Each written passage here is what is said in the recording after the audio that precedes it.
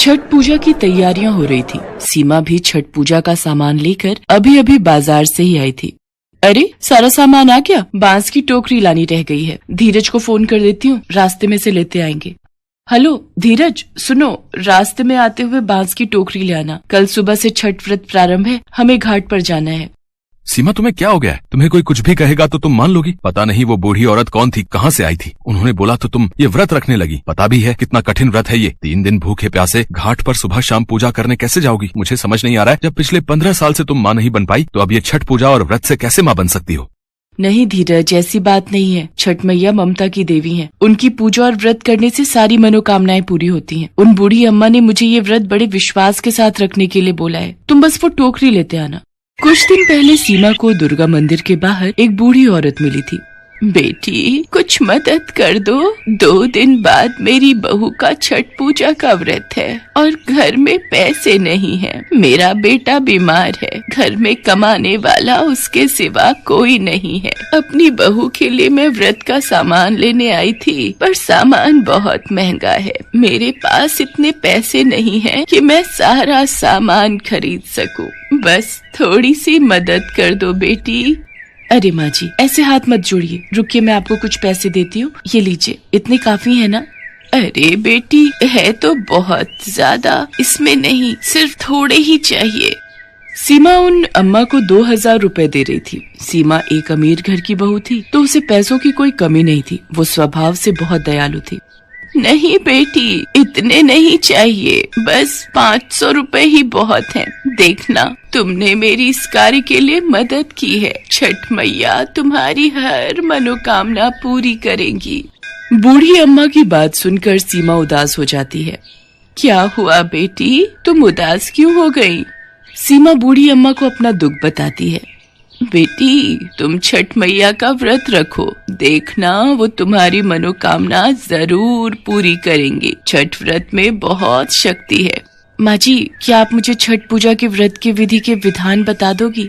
हाँ बेटी जरूर, फिर तुम पूरे विधि विधान से छठ मैया की पूजा और आराधना करना। घाट पर जाना, सूर्य भगवान को जल अर्पित करना।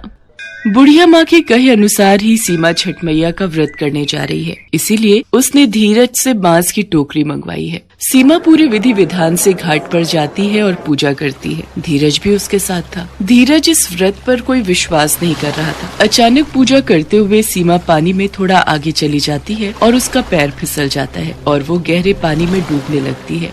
धीरज बचाओ! सीमा, सीमा, अरे कोई सीमा को बचाओ, मेरी पत्नी डूब रही है। धीरज सीमा को बचाने के लिए आगे जाने लगता है, पर लोग उसे पकड़ लेते हैं। आगे मत जाओ, आगे पानी गहरा है भैया, तुम भी डूब जाओगे। अब तो छठ मैया ही आपकी पत्नी को बचा सकती हैं, उनसे प्रार्थना करो। हे छठ मैया, मैं आप पर विश्वास नहीं करता, पर मेरी पत्नी आप पर विश्वास करके व्रत और पूजन कर रही है, उसे बचा लो। नहीं तो ये लगेगा कि आपकी पूजा के दौरान मेरी पत्नी के साथ ऐसा हादसा हुआ। उसकी रक्षा करो मैया, नहीं तो आप पर कोई विश्वास नहीं करेगा माँ।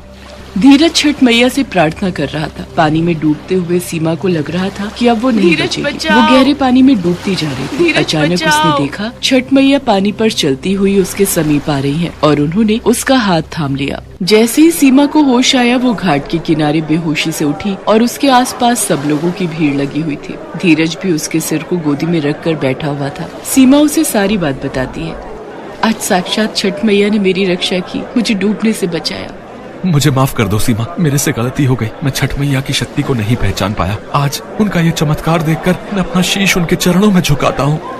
सब लोग छठ मैया के नाम का जयकारा लगाते हैं। धीरज और सीमा मिलकर छठ मैया और भगवान सूर्य की पूजा करते हैं। कुछ दिन बाद सीमा छठ मैया के आशीर्वाद से गर्भवती हो जाती है और कुछ ही सालों में सीमा के 2 बच्चे होते हैं, बेटा और बेटी। एक दिन सीमा को फिर से वही बूढ़ी अम्मा मिलती है, जिन्होंने उसे छठ मैया के बारे में बताया था। वो उनका बहुत धन्यवाद करती है। बच्चों से मिलकर वो बूढ़ी अम्मा बहुत खुश होती है। आज छठ मैया के आशीर्वाद से सीमा की जिंदगी में खुशियाँ आ गई थी।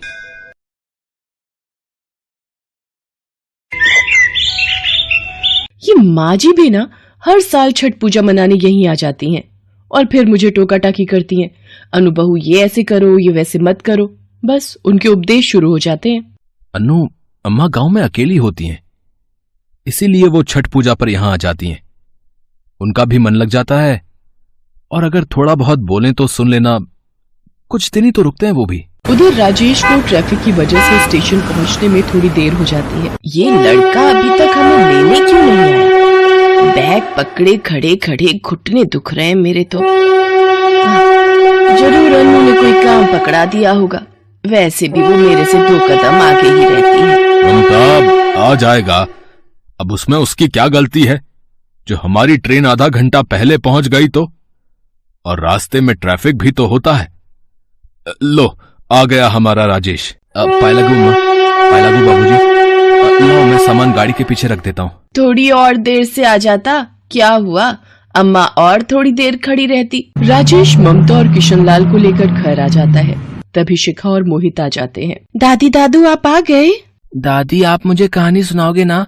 हाँ मेरे बच्चों, मेरी आंखों के तारों, मैं तुम्हें ढेर सारी कहानियां सुनाऊंगी। पाए लागू अम्मा, पाए लागू बाबूजी, चाय चढ़ा दी है आप दोनों की, हाथ मुंह धो लो अम्मा। अगले दिन ममता राजेश से कहती है, राजेश छठ पूजा के लिए सारा सामान ले आना, मैं लिख दूंगी पर्चा। अम्मा वो अनु ने मुझे व्हाट्सएप कर दिया है, मैं लेता आऊंगा। ये लो, कर लो बात। अब फोन में पर्चा बनेगा सामान का, ये तो बहुत बढ़िया बात है। पर अभी भी आधा सामान तो अनु लिखवाना ही भूल गई होगी। राजेश अम्मा जी को जरा लिस्ट पढ़कर सुना दो। हाँ ठीक है, वैसे सब कुछ मैंने ही तो सिखाया है तुझे, वरना पहले तो आधी चीजें घाट पर ले जाना भूल जाती थी। अम्मा झूठे मुंह ही तारीफ कर दिया करो, वही आपसे ना होती, मेरे तो कान तरस गए। अगले दिन से छठ पूजा का व्रत था। अनु रसोई में पूरी पकवान बना रही थी। इतना बड़ा काजू बादाम का टुकड़ा तो पहली बार ही देखा हलवे में। अनु थोड़ा छोटा छोटा टुकड़ा काट बहू। और ये राजेश घाट पर ले जाने के लिए ताजी सब्जियां और फल ले आया ना। अम्मा जी छठ पूजा का प्रसाद रखने के लिए बांस की 2 बड़ी बड़ी टोकरियां, पीतल का सूप, दूध और जल के लिए 1 गिलास, 1 लोटा और थाली, इसके अलावा 5 गन्ने जिसमें पत्ते लगे हों, शकरकंदी और सुथनी, पान और सुपारी, हल्दी, मूली और अदरक का हरा पौधा, बड़ा वाला मीठा नींबू, शरीफा, केला और नाशपाती, पानी वाला नारियल, मिठाई, गुड़, गेहूं, चावल का आटा, ठेकुआ, चावल, सिंदूर, दीपक, शहद और धूप, ये सब रख लिया है।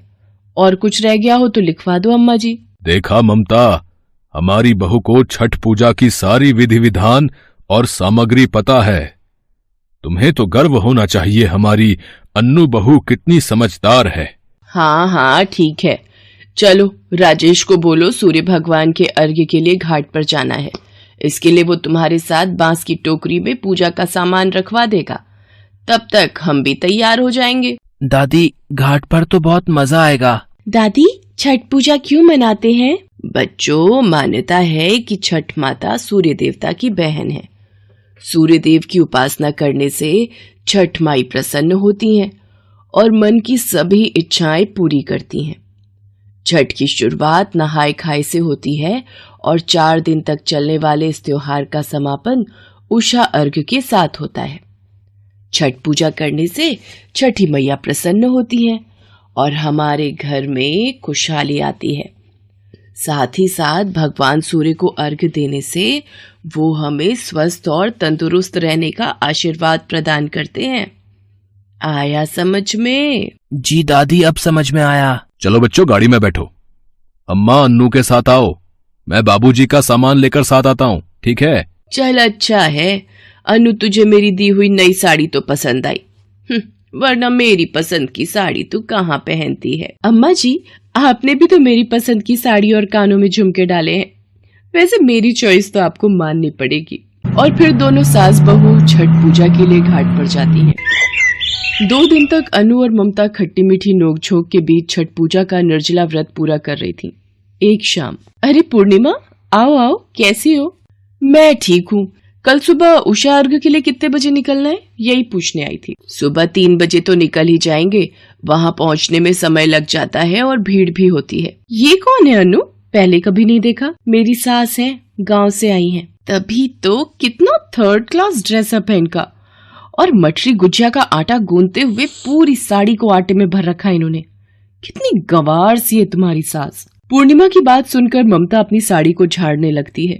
वो थोड़ा लज्जित हो रही थी और अनु ये सब देख रही थी। पूर्णिमा, सोफे से उठ इसी वक्त। क्यों, क्या हुआ? थोड़ी देर गप्पे मारते हैं ना। मेरे घर में तेरे घर की तरह ढेरों नौकर चाकर नहीं है। हम अपने घर के काम खुद ही निपटाते हैं और हम तेरी तरह नहीं है जो अपने पति के पैसों को महंगे कपड़ों और जेवर में लुटा दे। हमें पूजा की तैयारी करके जल्दी सोना है। ठीक है, जा रही हूँ। और हाँ, गवार नहीं है मेरी सासू माँ। जब वो खाना बनाती हैं तो अपने हाथों से प्यार उड़ेल देती हैं उसमें, समझी? आज के बाद मेरी सासू माँ के खिलाफ एक लफ्ज भी कहा तो मुझसे बुरा कोई नहीं होगा। पूर्णिमा अपना सा मुंह लेकर चली जाती है। ममता अनु का ये रूप देखती है, उसकी आंखें आंसुओं से भर आती हैं। अम्मा जी, इन बेकार के दिखावा करने वालों की बात का बुरा मत मानिएगा। इन लोगों को अपनी भाषा में समझाना मुझे अच्छे से आता है। आज के बाद मेरे मुंह लगकर दिखाए ये पूर्णिमा की बच्ची। अनु, इधर आ, मेरे सीने से लग जा मेरी बच्ची। कौन कहता है बहू बेटी नहीं बन सकती? तुम तो मेरी बेटी बहू दोनों हो। और फिर ममता और अनु एक दूसरे के गले लग जाते हैं। अगले दिन सब लोग सुबह उठकर उषा अर्घ्य के लिए जाते हैं। ममता और अनु पानी के बीच में खड़े होकर उगते हुए सूरज को जल अर्पित करती हैं। सब मिलकर पूरे विधि विधान से छठ मैया और भगवान सूर्य की उपासना करते हैं। घर आकर जब किशनलाल और राजेश ममता और अनु में नोकझोंक नहीं देखते हैं तो उन्हें भी बड़ी हैरानी होती है। अब राजेश बेटा, ये दोनों सास बहू में अचानक प्रेम कैसे उमड़ पड़ा? कोई तो बात है। लगता है छठ मैया की कृपा से इन दोनों के बीच प्यार का रंग और गहरा हो गया है। और फिर सब मिलकर छठ पूजा का प्रसाद ग्रहण करते हैं और छठ मैया को शीश झुकाकर नमन करते हैं। पूर्णिमा ममता और अनु से माफी मांगने आती है और ममता अनु से पूर्णिमा को माफ करने के लिए कहती है। ममता के कहने पर अनु पूर्णिमा को माफ कर देती है। दोनों सास बहू की छठ पूजा खुशी खुशी संपन्न हो जाती है।